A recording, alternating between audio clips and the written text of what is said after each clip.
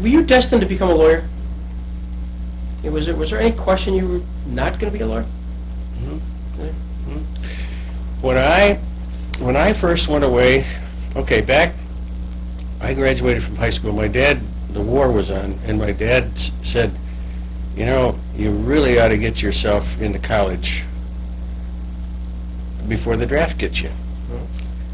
And he said, there's something about when you go into the service, if you are a college man, it's going to make a big difference in your career.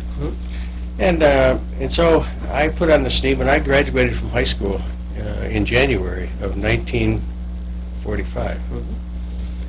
And I went to Yale. And at that time, out of, I guess, 12 colleges that they had up there, there were 3 of them open, primarily 4Fs. And of course, most of it, you know, was V12 and was service. Okay. So I started up there, and what did I take? Pre-engineering. I was going to be an engineer. I always liked to build things, you know. Yeah. And when I was a kid, I built a little racing car with a motor in it. And in those days, up in Broadview where we were, there were no cars or anything. And you know, I used as a kid sail around in that little car all the time. And you know, so I was not always destined to be a lawyer. Yeah. When I went in the Navy in the Korean War, I was halfway through law school at that time, and of course then I tried cases and did all that kind of stuff on our ship. I was a legal officer, and to be honest with you, I didn't really particularly like that. Yeah. Once I was a supply officer in the Navy, and I was a glorified bookkeeper, and I really did enjoy that type of thing. And I think I could have been a CPA and been just as happy as being a lawyer. But that's why I got into the States, because I liked that type of thing. I mean, other people, they'd say, oh, geez, the accountings in our office, they go over in the corner, and it's the last thing we work on. And I loved to do accountings. I just thought that was neat. I liked that kind of working with numbers, you know. But, no, I certainly wasn't always destined to be a lawyer. How'd your dad get involved in that? How'd my dad get involved in it? I don't know. I remember my grandmother saying from the time he could talk, he said he wanted to be a lawyer. But my dad grew up as a poor kid, really poor kid. He lived on Valley Street, which is behind the old bakery down on the corner of 8th and Main.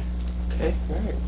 And then they moved, he was born in Bradford, and then they moved from there over to 807 Cherry Street. Went to the University of Pittsburgh because they had a work program down there. And he got no help from home. Went down to Pittsburgh and became a bellhop, a night bellhop in the Fort Pitt Hotel. Yeah, So he worked nights and went to school in the daytime. When he came back, he started with Mr. Thrasher, and then what was the genealogy of Wright and Hampton? He was with Thrasher for quite a while, and then he opened up by himself. And in the Fenton building, and I don't know what floor in the Fenton building, in 1921. And K.T. Johnson came with him. When K.T. graduated from Michigan Law School, he was with him. And then Bill Fletcher was with him, a guy named Bill Fletcher, who became president of Empire State Mutual Life Insurance Company. And then eventually Art Laudenschlager came with him, did his property work for him. And I think that's the only other people that I knew of that I can remember that were with him. And Bob came back? And Bob came back in 1947. And Bud came back in 52, and I came back in 54. Did you ever meet Jackson? Yeah, well, yes. Yes, I did. But most of it, you see, I say I knew Bob Jackson. Well, that's nonsense. I was a kid then, you know. Bob Jackson, of course, lived down on the corner of Hanford and 394 down there, the Lakewood Road. And we moved from Meadow Lane, where across from the Fairmont School there. We moved up in Broadview where Bill lives now on Warwick Road in 1932, when I was 4 years old.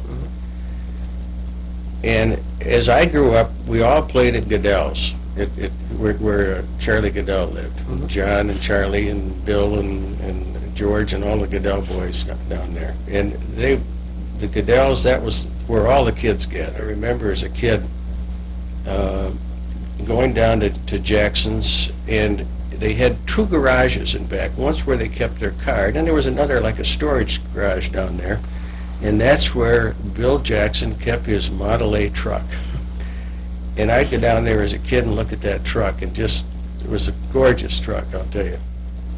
Mr. Jackson would come and visit the Niebanks, and he would come to our house. And Bob and Irene Jackson, Mrs. Jackson's name was Irene, they were friends of my parents. Yeah. But I never knew them personally. I remember I mentioned to you once before that Jackson rode up one time on a bicycle, the Niebanks, and they had the kids' bicycles, and they rode up and sat on the front porch and talked to my parents. You were at the funeral? Yep, I was at the funeral. I drove in the funeral. Tell me about that. Well, I graduated from law school in June of '54, and I was waiting to hear from the bar exam. I took the bar exam, I remember, on June the 30th and July the 1st of '54, and I was waiting to hear on the bar exam. And he died in the summer of '54, as I recall, or maybe September or something like that. October, yeah. October of '54. And I was waiting to hear, as I say, from the bar exam, and when he died, they picked a group of young lawyers to drive in the funeral, and I was one of them. I think Sherry probably drove. I know my brother Bud drove one of the cars, and I had as my guests in the car Tom Clark and Minton, and I think Burton. I think there was a Judge Burton. Those are the three that I had: Tom Clark, Minton, and Burton. Real nice guys. Tom Clark was, I think he was a former Attorney General, if I'm not mistaken. And he was the friendliest of all of them, you know. And we got to talking, and I told him that I had recently taken the bar exam. And, of course, he wished me luck and all of that, and said, you know, you ought to come down and be sworn in before the Supreme Court. I remember driving around Chautauqua Lake, and they wanted to see Chautauqua. And Charlie McCluskey, I believe, was the sheriff at that time.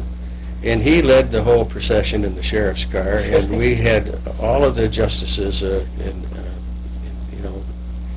a big long line, and all drove all through Chautauqua and around the lake and so forth, and then of course the burial was down in Bruceburg. That was quite an experience, and I remember they all went to Moonbrook for lunch.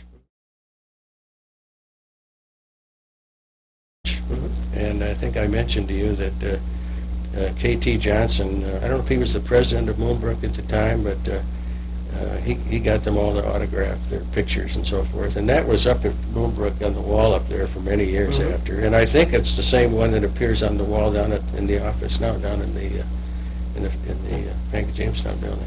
You must have been a hot ticket. Not everybody had a chance to drive the Justice. That's right. Got that right.